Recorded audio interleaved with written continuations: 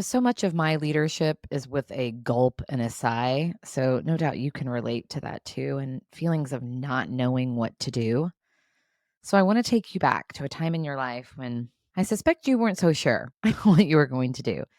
Think back to your senior year in college, or if you didn't go to college, remember when you were around 20, 21 years old, trying to figure out what in the world you were going to do with your life.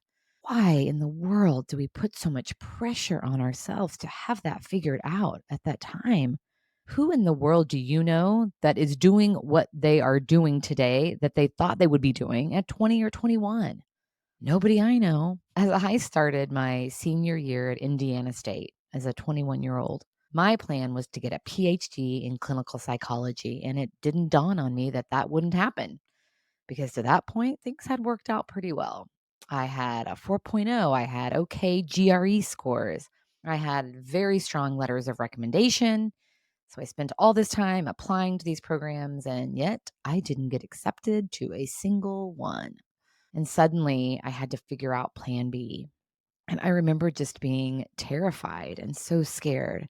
And as I look back now, I recognize that it's the exploration, it's the conversations with trusted advisors and friends that helped me to find a path that led me to the work I am doing today that I love so much, a path that allowed me to use my strengths every single day, work that I am so passionate about.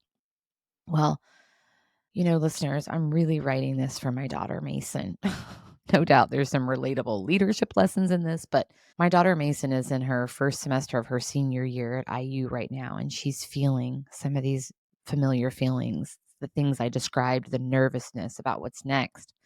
She's thinking grad school, work, but what work? And my continual advice to her is to trust herself and to trust life. I'm encouraging her to press hard into what it is that lights her up, to follow her bliss, to talk with trusted advisors, to explore, and to pay attention to life's nudges.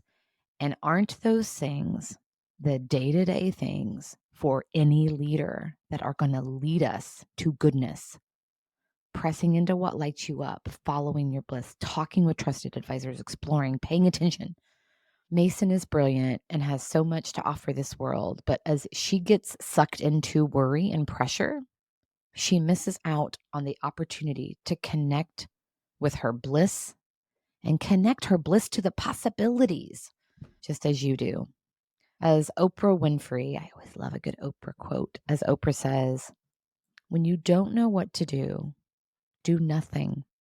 Get quiet so that you can hear the still small voice. Oh, goodness. I know that so many times in my life, I've given energy to the worrisome thoughts and to the panic, and it has drowned out the still small voice. So here's to getting quiet in those moments of not knowing what to do. Here's to trusting yourself and trusting life to give you what you need.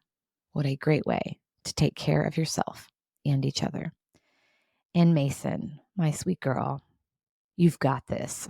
Life is full of inevitable pivots, and there will be so many times when you will have those feelings of not knowing what to do. Don't do anything, get quiet and listen. I love you.